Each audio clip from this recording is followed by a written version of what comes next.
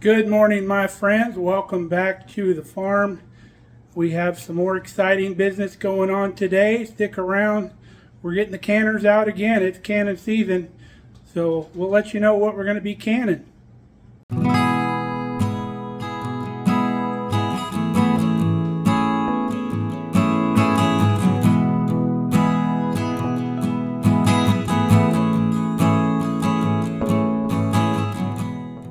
We are canning pears today.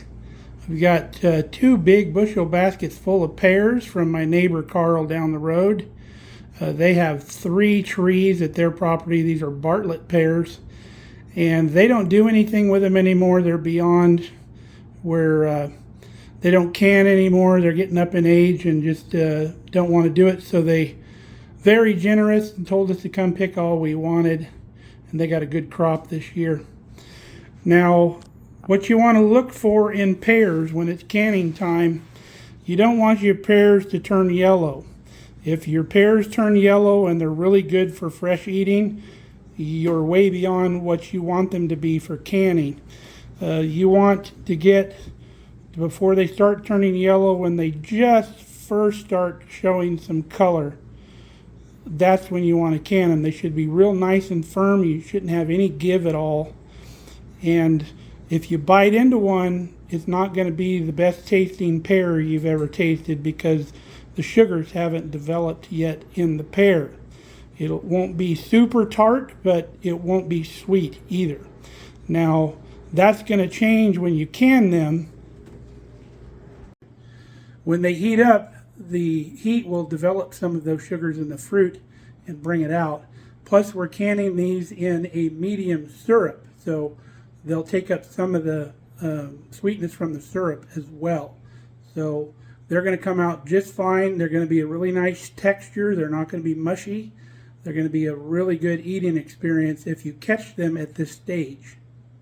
So we got to go out, we're going to use both of our pressure canners today because we're canning these in quarts, and it's just a lot easy pressure canning with a digital canner. We're going to bust out both of them. Now, if you're one of our regulars, you're probably tired of hearing about these canners, but if you're new to the channel, this is the Presto digital canner. It's called a 12 quart, but that has to do with how much will fit in the pot if you're cooking something. But this 12 quart canner will can up to 5 quarts of canned material, and then it does 8 pints if you want to do pints in here. And that's the narrow mouth pints. If you go with the wide mouth pints, I think it only does 7. But these are a game changer on the Homestead. If you pressure can, these are the only way to go. I easily got an hour and a half, 2 hours worth of peeling here. So we'll bring you back once we get rolling. Kelly's home. Brought me an iced tea. Love that woman. So let me show you the easiest way to peel a pear, because obviously they're pear shaped, so it's not like an apple where you can go around and do it real easily. So I just take a vegetable peeler and I do the top real quick, just kind of go with the curve. And you can get most of it, and then when you get around where you meet the other side, then I turn it over and just come over the top like that. Goes fairly quickly. And then once you get all the skin off, then I slice it. Now some people will slice it right down the middle and dig the core out and all that. I don't do that. So what I do is I start at the top, and you know that the core in these, it starts narrow and then it gets wide on the bottom. So I take my knife and I kind of go around that whole core, and sometimes when you turn the corner here on the bottom, the top piece will break off. And you can feel that core. You can drag your knife right next to it. Just like that. And you can see what the slices look like here in the bowl, and then this just gets discarded in your junk bowl. Now, just like apples, if they're these raw slices are exposed to the air too long, they'll start to oxidize. You can see these down here in the bottom starting to turn color. So we're going to put water in our bowl to stop that process and then we'll just keep them smashed down in the water as we go. While I've been peeling over here and slicing, Kelly has got the canners ready to go. She's got our syrup made. We're using a medium syrup, which that would be 8 cups of water to 6 cups of sugar. Now we're going to do these in quart jars, so you'll need about 2 cups of syrup per jar. So each canner holds 5 quarts, so we're going to need at least 10 cups of syrup for each canner. So we've got 16 cups of syrup going over there, and then we'll make a little bit more before we do the second canner. So once we get about 5 jars worth of pears here, Kelly will start packing these jars. We're going to cold pack into the jar, and then she'll fill the jar with just regular cold tap water while we wait.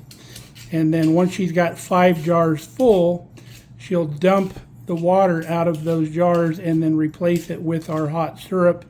Your syrup only needs to be hot enough to melt the sugar, and then you can turn it off. Since we're cold packing, the canners won't get up to pressure until everything in it's up to temperature, so that's not going to hurt putting syrup in them that's not boiling. So Kelly's at a point where she can peel for me now, so she's going to peel, I'm going to slice. So Kelly's got 5 of our nice big quart jars full, so we're going to get one of our canners going. So I'll dump the water out of these and then hand it to Kelly. She'll fill them with syrup, put the lids on them, and then I'll bring it over and put it in our first canner and bring her another jar so we can get this going. Yeah, our canner's done preheating. Normally that heats up your jars in the pot so you can start filling your jars. But again, we're cold packing, so we skip this step as well because we've already filled the jars, obviously. So now it's going into heat mode, and then when it's done heating, it'll go into vent mode and it'll beep, and then we just come close that vent. Now, if you're interested in doing pear halves instead of like we're doing, you would cut the pear in half down the middle, and then you need to knock the core out of the center right here. Just kind of come in at an angle with your knife, and then all the way around with your knife at like a 45-degree angle to cut the center of that core out of there.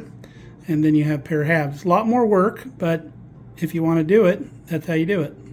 Kelly's filling our next 5 jars. We've got enough to do 5 more, and she's just staging them here. This canner is in vent mode that you can see there. It's got 4 minutes left into its 10-minute vent cycle, and then it'll beep, and then you got to move this to the center to can, and then hit that button, and then it'll build pressure all on its own. All right, the vent mode's over. Kelly closed the vent and she pressed the button, and you see it set on 10 minutes. That counter will not start until it's up to pressure. And when it's up to pressure, this little thing right here will pop up and close the canner off and build pressure. Now the default lowest setting on this pressure canner is 10 minutes. The recipe said these only need to be pressure canned for 7, but that 3 minutes is not going to hurt anything. And I'm so glad we got this second canner that Kelly bought for me as a surprise, because you can see we can cycle. This one's going, we're filling the next one, and then this one will get going, and by the time this is going real good and we've got another batch going, this canner here will be well on its way to being finished. Now the recipe that I use for canning these pears says if you hot pack your pears, you can even water bath can these pears, but the water bath is going to be for about like 30 minutes or something like that. I like cold packing or raw packing because you don't have to go crazy with the sterilization with your equipment and your jars and your lids, because it's going to be under pressure at that high heat and it kills everything. Whereas if you're water bath canning, you need to be a lot more of a stickler on your sterilization of all your equipment and jars. So Kelly's got the other canner going now while I've been over here peeling. She filled them all by herself and everything. I just love when she's home. So we had about 2 jars worth of syrup left. So we're going to do one more go round of 5 and 5, which would be 10 more jars. So staying with that 3/4 water to sugar ratio, we're going to do 12 more cups of water and 9 cups of sugar, and that should be enough for our next 2 batches. Our first canner is done. The pressure cycle is over, so it goes automatically into cool mode. Now you're going to be tempted, if you're on a roll, to open this vent, depressurize this canner, get your jars out, and start again. Don't do it, because what that does, if you vent your pressure off right now, you're creating a situation to where there's more pressure in your jars than there is outside of the jars, and that will push a bunch of your liquid out of your jar, and when you pull your jars out, they'll only be like half full of liquid or syrup. So do not do that. This thing will cool down on its own. It's going to come down. If you've got a regular old pressure canner, one of the old types, leave it alone, turn the fire off, wait till that thing comes all the way down to 0 before you open it up. This one will actually tell you when it's done. It'll beep and it'll say done, and then you can open everything up. This thing will have dropped back down in there because there's no pressure, and it will allow you to open the lid. So don't be tempted. Our second canner is still in heat mode right before it goes into vent mode. So we're not going to keep showing you all these cycles, but you can see how we can go from canner to canner. If you buy one of these, it comes with a quick start guide. It's just a 1-page.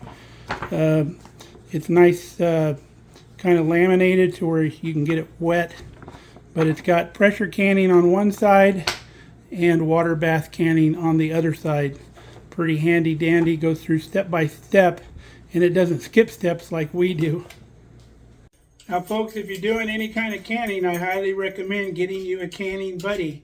It sure has been much easier with Kelly here. Get together with another couple and open a bottle of wine or make some sweet tea. It'd be a fun evening, and you can both take some of your treasures home when you're done. Get your kids involved. It's a good activity. Our first canner is done about an hour and maybe 5 minutes after it went into cool down mode. So now you can see our little stopper has dropped down. So we can open this baby up. You know there's not under pressure because you have a wide open hole right here. So you know you're not going to get any surprises. So we'll take the lid off.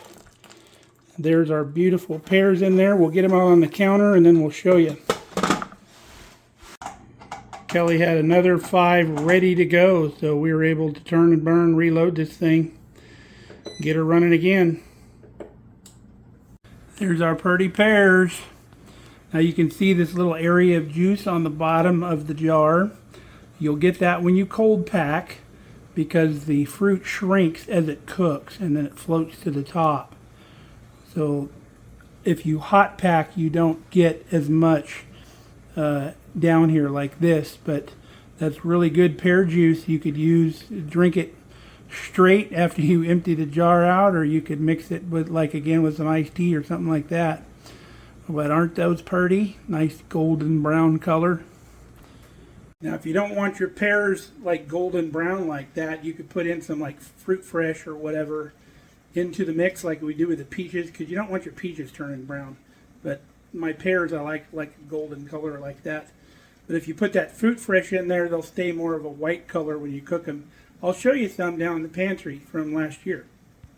These pears are actually from 2 years ago. You can see how they're a lot lighter color. Those have the acid or the fruit fresh in those. Here's our cold pack peaches right here. You can see they also have the juice in the bottom. And then here's the hybrid recipe that we did not too long ago, where we poured the hot water on the peaches before we put them in the jar. You get a little bit less juice in the bottom. And then here's some hot pack peaches right here. The hot pack peaches, if you're taking them to the fair or whatever, these are probably the ones you want to do because it looks a lot nicer. However, these aren't going to be as firm as your cold pack peaches. These will be a lot more firm, whereas these will be a little mushy sometimes. But there's your difference. Hot pack, or excuse me, cold pack, kind of medium pack, and then hot pack right there. So 1, 2, 3. Third batch is in cool down mode. We are reloading our canner over here with our fourth batch. And I forgot to tell you on the last one, dump your water out and put new water in your canner before you start it again. Because that water that's in there after the last batch, it'll be quite a thermal shock on your cold jars. We had some syrup left over from our process.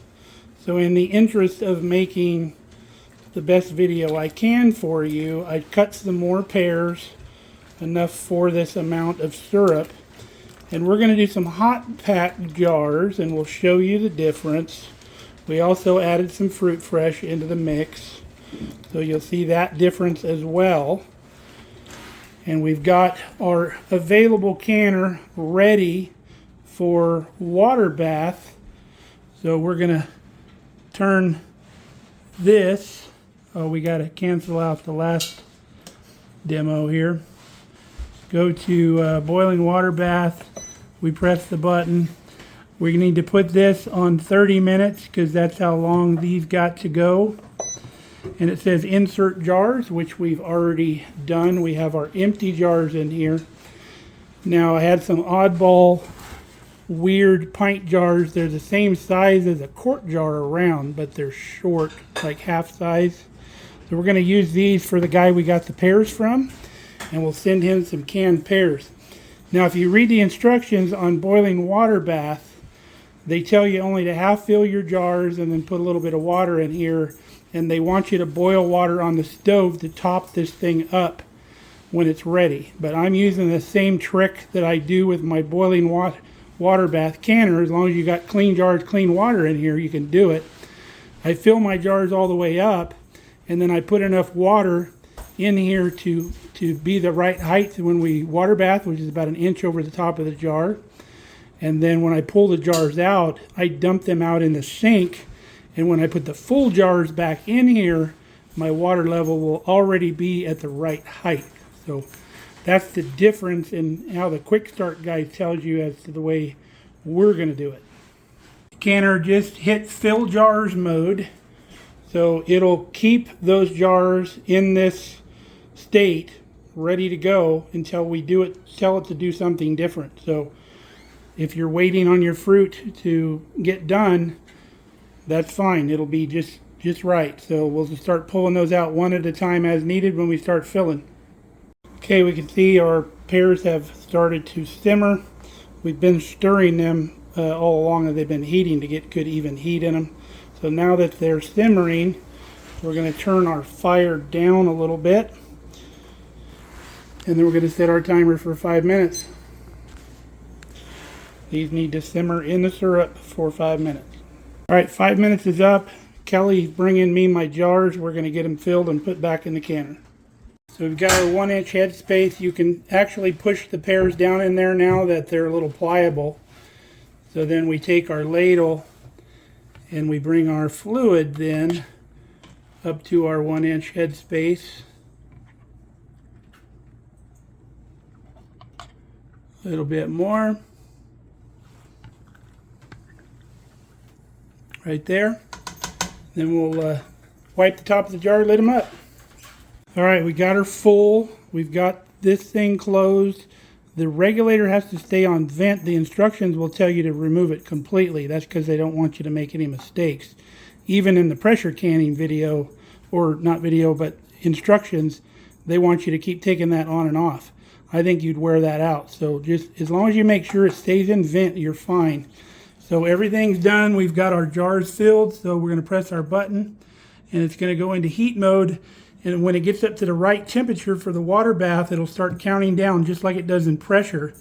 But it's not going to build any pressure. This thing's not going to pop up. It's just going to boil in there and it'll time out. It's reached temperature and it started to count down from 30 minutes. The reason we had to do 30 because we have a higher elevation here. Usually I believe it'd be 25 minutes. As you can see on the top, we have steam coming out of both vents here. And that's what it should look like when it's boiling water bath canning. I'm letting the one on the stove continue to simmer, so we'll know what texture these will be in the jar, because it'll be a similar amount of cook time. Alright, the canning time has elapsed, so now it's going down into a cool down cycle where the steam will stop escaping here by the time that's done. So we're also going to turn the fire off on our peaches or pears over here. Put some out in the bowl after we filled. We had an extra jar, so we just threw it in the jar, topped it up with the syrup, and then we put the rest in the bowl. Funny thing is, this jar right here will seal. As it cools, it'll suck that lid down, because most of the time in the canners what we're sterilizing is the head space in the top of the jar, because everything goes in here boiling. So people that used to can back in the day, they would take a jar like this that they just filled out of the canner, and they'd turn it upside down like that, and then they'd say, okay, head space sanitized. Then our cool down cycle is done here. We can open this canner up.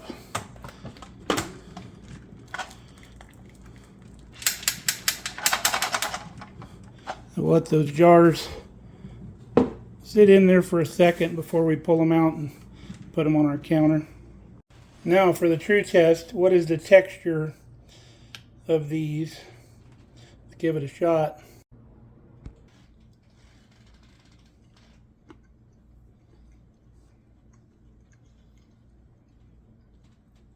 Believe it or not, they're not complete mush. They still got some texture to them. And that has to do with not canning overripe fruit. It's actually underripe fruit. But good flavor, nice and sweet. You can go whatever you want to on your syrup, folks. You can go heavy to light. Heavy is just way too much sugar for me and way too sticky, crazy, thick syrup. I find medium on all my stuff is about where I like it. Now you've got all this pear juice left. You can do like we did with the peaches and make pear jelly with this. Or you could use it just like pear juice. You could cool it down and it'd be like a juice box for your kids, just pear juice. A lot of sugar in it, just like the juice boxes. Or if you're doing more batches, you would just dump your sliced fruit in here and run it again, because say you're doing 4 batches like we did in the pressure canner, you've got to cook every batch. You don't want to put everything in this one pot, because then your fruit stays hot way too long. So you have to cycle and cook every batch just like normal. Now there's our hot pack pears right there. You can see you don't get as much juice in the jar. Of course, these are only pint jars, so you won't see as much down here anyway, but it packs a lot tighter, and they've already started sealing. This jar here is already sealed, and they'll all seal, but I'm gonna mark this one so they know to use that one first, put it in the fridge, because it's not fully canned. Although, like I said, people back in the day, they'd put that on a shelf and consider it canned. There's your color comparison. You can see these came out a little bit lighter. But they're both good, but do it whichever way you like doing it for yourself. So what do you think, folks? Cold pack or hot pack? Hot pack obviously looks prettier, but cold pack just always seems so much easier to me if you're doing a bunch, because you're not having to cook every single batch. But let me know in the comments what you think, what your preference would be. So until next time, stay safe, stay healthy. We love you guys. Come back and see us on Markelly Farm. Bye, Cal. We're beat. We got enough dinner left over from last night, so we don't have to cook tonight. So I recommend doing that too. Catch you on the next one, folks.